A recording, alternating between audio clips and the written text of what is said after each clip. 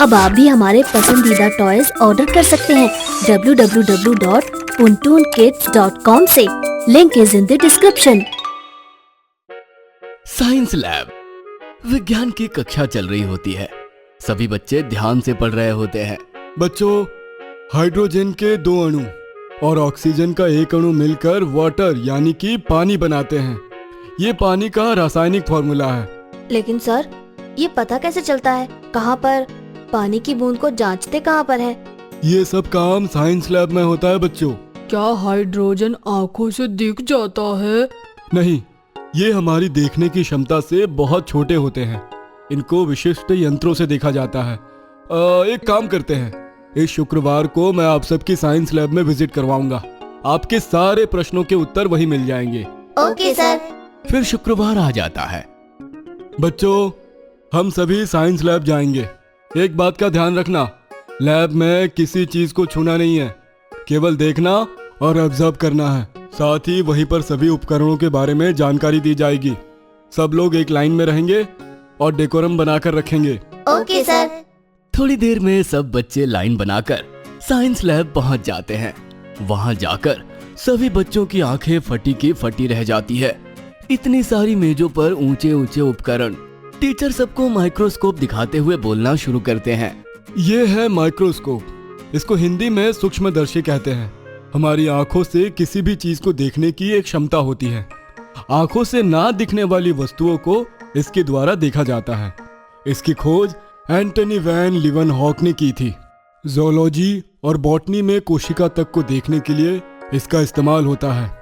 इसकी क्षमता लेंस के द्वारा बढ़ाई जा सकती है। वाओ, ये तो कमाल की चीज है सर। क्या मैं इसमें सेल देख सकती हूँ? हाँ हाँ, क्यों नहीं। आप सभी एक एक करके इसके अंदर से चीजों को देखो। पानी के अंदर एक ड्रॉप में क्या क्या कीटाणु होते हैं वो भी आपको दिख जाएगा। उसके बाद सब बच्चे माइक्रोस्कोप को देख रहे होते हैं। टीचर कहते हैं, अगर माइक्रोस्कोप देखना हो गया है तो फिर आगे बढ़ते हैं। केमिकल यानी कि रसायन कैसे बनता है वो देख लेते हैं। आगे चले? Yes sir. आइए, मैं सबसे पहले कुछ खास उपकरण दिखाता हूँ। ये जो राउंड ट्यूब है इसको टेस्ट ट्यूब कहते हैं और इसके स्टैंड को टेस्ट ट्यूब स्टैंड कहते हैं। इसको होल्डर में पकड़ा जाता है ताकि गर्म करते वक्त हाथ ना जले।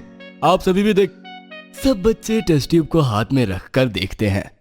अब इसको देखो, ये मेजरमेंट है। ये अलग अलग क्षमता का होता है, 10 ml से लेकर 500 ml तक भी। इसकी क्या जरूरत है सर?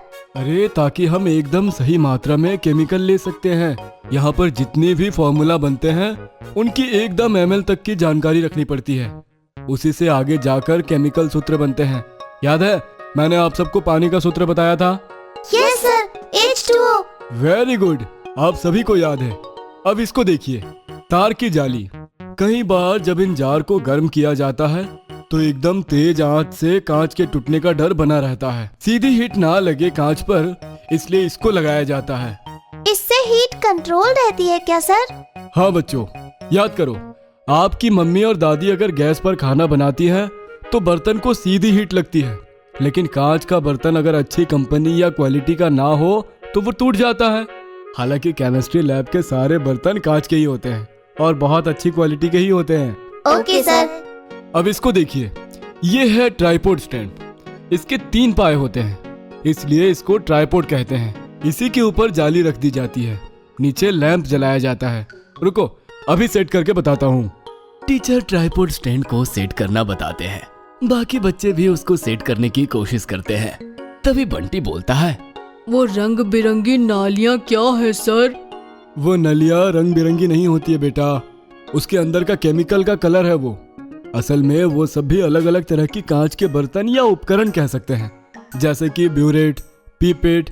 अभी आपके लिए जरूरी नहीं ये सब नाम याद रखना। आप सब तो बस समझिए कि कैसे साइंस लैब में काम होता है। Okay sir. यहाँ पर 9th क्लास के ऊपर के सारे बच्चे प्रैक्टिकल करते हैं। आप सब भी करेंगे जब बड़े हो जाएंगे। सर, क्या साइंटिस्ट बनने के लिए ऐसी लैब में ही काम करना पड़ता है?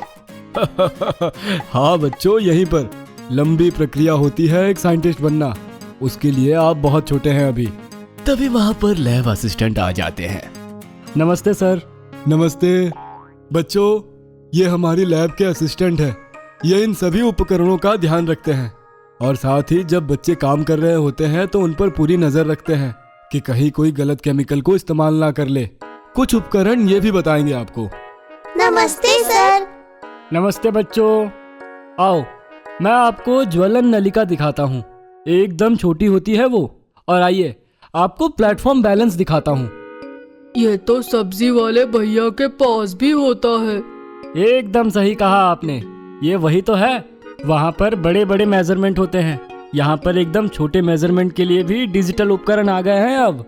वो उन सब बोतल में रंग भरे हुए हैं क्या सर? ये सब सुनकर असिस्टेंट हंसने लगते हैं। नहीं बच्चों, वो अलग अलग केमिकल यानी कि रसायन है जो बोतल में भरे हुए हैं। सबको कांच की बोतल में ही क्यों रखा जाता है सर? क्योंकि कुछ रसायन ज्वलनशील होते हैं, मतलब वो बर्न हो जाते हैं। प्लास्टिक या बाकी बोतल जल जाती है, इस वजह से अधिकतर को कांच में रखा जाता है।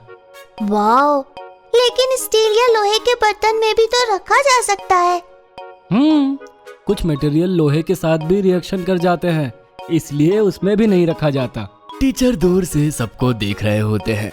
उनको बच्चों की जिज्ञासा देखकर बहुत खुशी होती है। मुझे बहुत अच्छा लगा बच्चों, आपने इतने ध्यान से सब कुछ देखा और समझा। मुझे लगता है आप सबके लिए इतनी जानकारी काफी है। अब असिस्टेंट सर को थैंक यू बोल दीजिए ताकि हम अपनी क्लास में वापस लौट आएं। Thank you sir. Thank you बच्चों। और इस तरह सब बच्चे लाइन बनाकर वापस अपनी क्लास में लौट आते हैं। अगर आपको हमारी वीडियोस पसंद आ रहे हैं तो इन्हें लाइक करें, कमेंट करें और सब्सक्राइब करें